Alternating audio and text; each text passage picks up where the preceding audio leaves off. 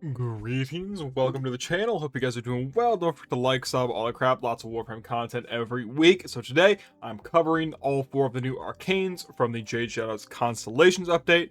Doing my silly little PowerPoint presentation style. I got some comments that someone had like Microsoft Teams PTSD. So I put in a little bit more effort on the slides here to make them look, cute and funny. Also, if if the younger kids, you need some Subway Surfers, you need some Flappy Zephyr content in the background, just let me know. Here, I want to make the content for you. That's half a joke. So we're talking about Arcane Sculptor, which is really, really good. I have a little doctoral thesis on it, basically. I'm going to be talking about it for a while. Arcane, a primary compression, which I'm going to talk about a little bit less, but still like a decent bit. And honestly, it's going to be Spark Notes for CRYOGENIC and ASSIMILATE. All of these Arcanes, by the way, thumbs up. I like their design. I think they're fair, like either interesting or definitely very compelling. But when we get to each one, I'll talk about it. So, Arcane Sculptor is so disgustingly good. And that's why I'm going to spend a little more time talking about it. So, basically all it does is, on creating an object with abilities, casts have 175% ability efficiency for 12 seconds. If you're not aware, this is the cap on ability efficiency. That is a capped stat. And so what that means is you're not getting plus 175, you are it's set to 175, just so you're aware of that cap, because efficiency isn't really a stat that people engage with. It's very disregarded, so just be aware of that. A lot of casual players are analyzing this Arcane incorrectly. Now, granted, I'm going to say Warframe TikTok and comment sections are not a great place for me to get people's opinions, but that's I'm reading up, and luckily a lot of the advanced players and content creators are communicating how broken, not broken, really strong this Arcane is. Listen to the clickbait, because for once the clickbait's actually accurate. The condition is super easy to meet, however it's also super arbitrary. There is no rhyme or reason to what an object is, what an object isn't. It is the wiki list and nothing else, which is my only complaint about this Arcane, is that it's just the condition is total bullshit, basically, to be super kind about it. So the Arcane is, we have to kind of talk about efficiency here, because it's not a stat that gets talked about. It's very disregarded. The Arcane isn't good just because it gives efficiency, right? And a lot of it, the front one's a lot of it, but because what that efficiency does frees up modding space that we aren't normally able to free up to such an extent, and it gives us room for a lot more powerful assets. So I'm going to talk about 3 concepts here, and that is build density, and then limited and unlimited advantage. So you can kind of understand what makes this Arcane so good. So obviously in Warframe, we have 8 mod slots, 2 Arcane slots, or a slot, whatever. We are limited, 5 Archon Shard slots. We're limited in what we can do. So build density basically says we want to get as much value jam-packed into those limited slots as possible. That's why on some Warframes, right, we kind of take out primed flow and maybe just add 2 Talforged Blues for energy max, right? That's because energy max is a limited advantage. It's very not all frames need 500, 600, 700 max energy. Some frames need 200, 300, maybe 400 energy to execute their kit, and then they're good. The rest can be put towards power strength, duration, augments, so on and so forth, right? And build density, again, build density can look like numbers. Blind Rage has really good numbers, so we always try to jam it in when we want that power strength. Speaking of power strength is what I consider an unlimited advantage in most cases, right? So it's just more damage vulnerability, more damage that we're buffing, higher crit, whatever. Usually power strength, we try to send it as high as we can, especially in this meta. Now, there are cases where power strength can be a limited advantage, like if we're playing full vanilla Necros, all we need is the power strip, or the power strip low, power strength for Terrify full strip, and then Shield of Shadows full DR, right? That's all you need. And so at that point, anything past that power strength threshold is a waste. So anyway, going back on track, efficiency is generally a limited advantage, right? While also having pretty low density. The efficiency packages in this game it's kind of bad, right? Streamline doesn't have a prime version, so it's stuck at 30%, and then Fleeting Expertise, a lot of abilities are buff based, duration based. So with Fleet and Expertise, sure, you're getting the efficiency, but then you also have to cast the ability more. So are you really up energy? The answer is I don't actually know for sure, but in most cases you have to recast those buffs pretty often. So Fleet and Expertise is usually taken to actually reduce your duration. The efficiency isn't even part of why Fleet and Expertise is used. And most players will opt to invest into an energy economy or energy engine. So whether that's Equilibrium Shards, Energy Nexus, Arcane Energize, as opposed to investing into efficiency, because efficiency package in this game is just bad, straight up. But for this easy condition, you front load so much value that the player can not only add something like Blind Rage, where they might normally not. Now, me personally, if I am playing a Power Strength Warframe, I will get Blind Rage in. I will figure out how to do it. But for me, this Arcane is so strong if you can get it, and this works on like helmet abilities. So like the main ones, in my opinion, are Bright Bonnet. With Bright Bonnet, so your helmet ability slot, and then this Arcane energy is a psyop. It is no longer real. You can spend it infinitely, and it's fun. There's also Tesla Nervos with Tesla Bank, so that's Archon Stretch. Tesla Bank's a really good augment. Like, I could see like max range frames really using this, getting like a lot of mileage out of this. Jade is obviously broken with it. Site's ammo packs are a creation. Again, don't focus too hard on the condition, because the condition is total bullshit from DE. And again, it's not like a huge criticism. I get it. I'd rather this Arcane exist than not exist, but ultimately you're just gonna have to use the wiki to determine what works on it. So yes, you get all this front-loaded efficiency, which means that you can outright remove your equilibrium mod, maybe even your equilibrium shards, your primed flow in some cases. Now I'm not going to say that every Warframe is going to use this, but it is incredibly strong in the frames that can use it, and I would say it is more than 50% of frames will definitely use this. Like, even on my Bright Bonnet Rhino, right, which was already built, that was already pretty strong, because we're trying to get Rhino to, as high of a roar as possible. Even though we're losing some ability strength, the ability to, as long as I have enough energy for Bright Bonnet, I am all set, basically. That kind of peace of mind is incredibly good in case I get hit by a stray mag proc or whatever, right? It's absolutely worth it. And Bright Bonnet trades off for the power strength anyway. So yeah, really good. Basically what the concept is that even though we are losing, a power strength Arcane slot, which is usually what you'll sacrifice here, you will turn over in the mod department. So you're sacrificing your Arcane slot for potentially 1 to 3 mods, right? Like, this can, now granted, usually I'd say on average it'll be 1 to 2, but there are builds that this will save 3 mods, right? Because your energy econ is basically fixed, especially on the frames that end up taking Bright Bonnet. That's kind of like the big synergy here. Not every frame that takes Sculptor will take Bright Bonnet. Some of them have Sculptor built in, but yeah, this Arcane makes a lot of frames that initially had some trouble with spamming their abilities super hard, now makes it so, honestly, I wouldn't be surprised if Sculptor got a slight nerf, either to the condition or to the percent, because getting max efficiency off rip like that is incredibly strong. I've had a lot of fun with this Arcane. I think it's a really unique design space. Hopefully it doesn't get nerfed. I don't think it will. I'm thinking that, like, maybe there's AFK strategies with it. I really wouldn't be surprised. So yeah, basically what this Arcane does is it allows you to max out at a very efficient spot. It just caps out your efficiency. It's 1 Arcane slot, maybe your helmet, maybe. There's no guarantee, it depends on the frame, and it maxes out that limited advantage of efficiency and energy, so you can empty up a bunch of mod slots, shard slots, another Arcane slot maybe if you were using like Energize before, whatever, and turn those into more unlimited advantages and make your build much more dense.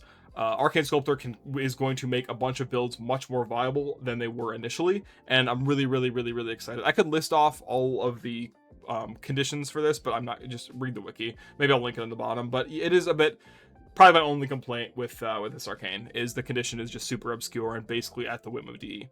That's fine. Okay, primary compression is the most like cerebral, mentally brain-breaking Arcane they've added, and it's pretty confusing to see how it works because it's just not linear at all. Primary frostbite. Oh, if the enemy has cold, multi-shot and crit damage or chance or whatever. This is like crazy. This is probably the most interesting Arcane they've ever added in the entire game. And I'm not being dramatic, I don't think. This is like a super interesting, fun Arcane. So basically, on aim down sights, you cut your explosion radius on your radial attack by 80%, and then for every meter that's lost, you gain 100% damage, and then plus 5.5 ammo efficiency for each meter of radius lost, and then that is a prorated per the wiki. So that means that if you lose 5.5 meters, you gain 550% damage, and then that percent of ammo efficiency, whatever that might be. So basically what this does is for your AoE weapons, so like, your Tonkors, your Brahmas, your Staltas with the Altfire, Ogress, all that stuff, it basically adds a alternate firing mode. So when you aim down sights, you now have an alternate firing mode that compresses your damage, so it makes it so that your AoE is much less, but in exchange, there is upfront damage. This is really conceptually interesting, but I genuinely don't think it's that good, minus its niche cases. But that's okay, because that's how a lot of arcanes are meant to function in Modern Warframe, and so I like it. So again, it's meant to be used with weapons that have high blast zones, but a lot of weapons, first of all, AoE weapons have been nerfed a lot in a lot of cases, especially in the ammo department. And so these weapons are just designed to have other drawbacks that are meant to accompany the fact that they do damage at like a 12-meter radius or whatever.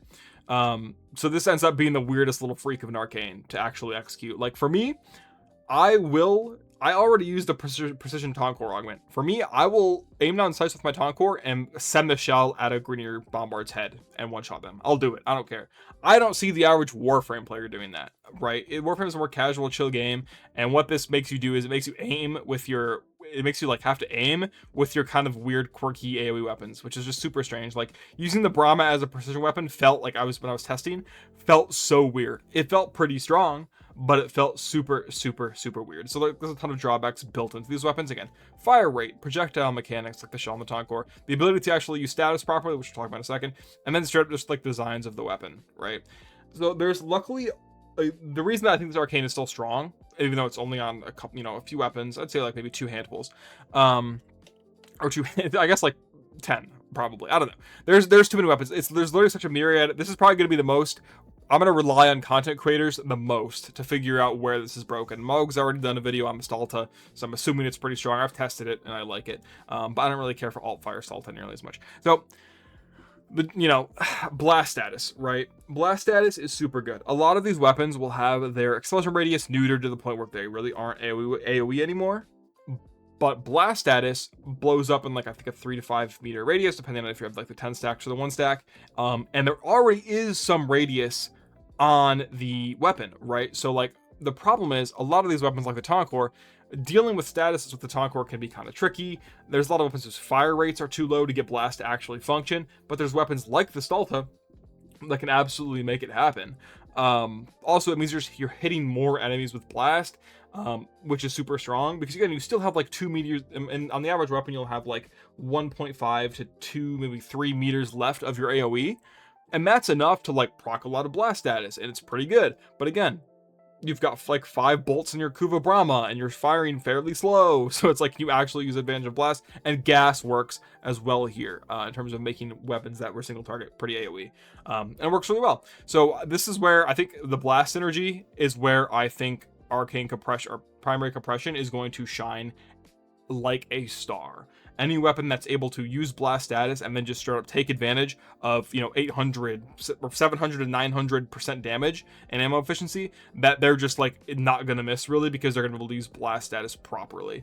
And the fact that this acts as a firing mode means that you can take care of the trash mobs that you're overkilling anyway using a hip fire, and then when an actual threat enemy comes up, say like you're killing the tech rod, right? The tech rod are pretty squishy, so you're just killing them with your Toncore regularly. When the babao spawns, you can aim down sights with your Toncore and blast in that way for higher single target damage. I think that's just super, super, super interesting. So using your weapon more selectively like that. But there's traits on weapons that like make this way stronger than you think. So the biggest example would be the Proboscis Cernos, right? It has tendrils that group enemies. I use this Proboscis Cernos. I use it quite often. And basically what happens is the tendrils, they don't scale with mods positively or negatively, which means even though you have the primary compression effect, which makes it a precision weapon now effectively, it doesn't have a huge AoE, you still have the innate viral, you still have the tendrils grouping within their 10 meter range or whatever it is, and you get a buttload of damage up front, which is super good. Again, the Stalta I think is super good, but you go watch the Mav video. I'm sure it exists. Yeah, this primary compression, I'm not going to say it's good because it's very niche, but I think it's a very interesting arcane, and I would love to see more arcanes like this that add like firing modes. This arcane also forces players to use their ADS synergies, or aim down sight synergies, their galvanized scope, galvanized crosshairs, bladed rounds, stuff like that, that I think are really fun to use, that usually are like an extra step that most Warframe players aren't willing to like take, and I am, and I love it. And overall, this is probably my favorite. Well, I think SCULPTOR is 100% the best arcane of the patch. This is probably my favorite. It is the most interesting, the most fun. I love this arcane. I think it's really cool. And if you guys have any suggestions on how you've made primary compression work, absolutely please leave them in the comments, because I think it's really interesting. Secondary cryogenic. It's not your fault. So like I said, this is going to be a little more Spark Notes adjacent. This Arcane is numerically solid, and its function is solid. I've tested it with a variety of weapons. Despair and Dual Talks, which are weapons that are already pretty meta for damage, have yielded the best results so far because you just need puncture weighting. The problem is you can't... There's three big problems with this Arcane. And so what it does is on a puncture proc, on a secondary obviously, you apply 3 cold stacks on targets within 15 meters. That's a good effect. In 3-4 attacks, you basically fully freeze 15 meters. There's like no weapon in the game with a radius of 15 meters like that. That's really good. The problem is you can't mod IPS on. IPS impact puncture slash. That's a huge problem. Additionally, secondary Arcane slot is like one of the most competitive slots in the game. You have Enervate, Encumber, Fortifier, Priming, defense, utility, and damage. Those are some of the best Arcanes in the game, straight up. They're in the secondary slot. So you kind of don't get to really have your whimsy pilled secondary Arcane very often because the slot is just so competitive. Condition Overload is also something players like a lot. So Encumber on, again, this would be on a primer. This is essentially crit priming, which is really interesting. It'd be a slower process, but if you guys don't know, puncture gives you flat crit and then or flat crit chance, and then the cold gives you crit damage. So like it's basically crit priming, which is super interesting. But like I'd rather prime for my multiplicative condition overload clickbait so I can do 2.1 billion and go jerk off to it later. That's how I think the average Warframe player thinks. And again, I mentioned it in the bullet point, IPS can't be forced. I think if you could somehow get force puncture onto a weapon, like the Compressa or the Epitaph, then we'd be having a very different conversation where we could AoE apply puncture and apply cold everywhere. I don't think that would be broken, and I think that would absolutely fit for this. I think it'd be really, really strong. But overall, I'm not disappointed in this Arcane. It's just like, it came up in a world that did not want to see it exist, basically. Maybe I'm missing something, right? Could be missing a weapon that makes this genuinely super good. Maybe like the Zymos can use it somehow and spread the cold everywhere. I don't know. Maybe there's a way to force puncture procs that I don't know about. Maybe Valbon's shit picks it up, right? Because Valbon procs puncture. I have no idea. I'm sure this has some sort of niche application I'm missing, but I don't want to test everything in the entire game for a single Arcane that I don't think is good. Sorry. But yeah, I genuinely like this Arcane's design, so I'm not like disappointed in it or anything, but I'm just not that impressed either. Melee Assimilate. Her melee ass, as the slide indicates. On shield break, plus 150% melee damage on heavy attack, and heavy attack kills restore plus 30% of max shields for 20 seconds. 20 seconds is a long time. Shield break is a tough condition, and there's a lot to talk about here. So this Arcane is really, really, really interesting, and I think it can fit into niche builds, especially if you're using it for utility. Now, one thing I will say is that if you're trying to use it with like this empowered blade mod, that could be cool if you're using it for heavy slams. Heavy slams are less reliant on influence, I'd say. I'd say influence is just the most oppressive Arcane in the entire video game. Like if we're talking about Enervate and stuff being competitive slots, influence is like single-handedly making the melee class really, really unfun to play. For me, it's just like the same shit over and over. I don't have solutions for that, so I'm not going to rant about it because I have nothing positive to help say. But as a utility Arcane, you know, your competition is still like Kareen and stuff, but it's still, that's like, this can dabble with Kareen. This, like, there is competition there. This big shame is that you don't get overshield from this, which is unfortunate. But you do get a lot of shields. I mean, plus 30% per kill, heavy attack kill. That's you fully restore your shields in a slam. There's a bit of weird stuff going on though. So like numerically, I think plus 150% damage isn't that great for the condition of breaking your shields. Now you might be saying, oh, what if I shield gate? Then my shields are broken all the time. I'm like, that makes totally fine line of thinking. The problem is that the shields that are restored are percent based. So if you're slamming to restore like 17-20 shields, then like, okay, just cast an ability. This is definitely meant for you to get a bunch of shields back. So your Steinexes, your Harrows, your Hildrens, frames that use a lot of shields and that would also be interested in using melee, which like you could force melee on whatever frame you want. I think this is a super interesting Arcane, and I could see it being used as survivability in a build like Steinax, who's already gaining a bunch of shields and can build stack DR and stuff. This is just definitely super interesting. The problem is, in a lot of lobbies, You're gonna get DR stacking, you're gonna get overguard, you're gonna get there's gonna be no attention on you, like maybe you won't be able to force your shields broken like Hero can or something, and so you're just gonna like never get to use your melee arcane unfortunately, unless you're playing solo. So yeah, just overall pretty unimpressed. I'd say if the condition was like on hit and maybe had a lower percentage of your shields returned, that would be better overall. As you approach higher levels, now granted heavy slamming is really strong, like really strong, but like, you know, tankier enemies might have to die to statuses later, and this condition is you need to die from the direct heavy slam to get the shields back. So overall, this one's super interesting. This is basically just high testosterone shield gating, which I really like. I like this design. I think it's competitive with Kareen. It's just it's active. It's not like you're not thinking, oh, did I run Kareen or Assimilate? It's more like if I actively use Assimilate, then it can dabble with Kareen, while Kareen is more of a passive arcane. But overall, I think this arcane is super cool, and I wouldn't, you know, no big changes have to be made to it. I would just like to see how someone ends up using it, because this is basically giving this is giving like shield gating to like shield tanks, which is super strange. Doing it through melee is really weird, but overall I'm interested to see if someone makes this work really well, and I wouldn't be shocked, especially on a frame like Stein that actually I think really belongs here. So yeah, I mean, again, these arcanes are all very competent, very exciting. I'm excited to see what they do.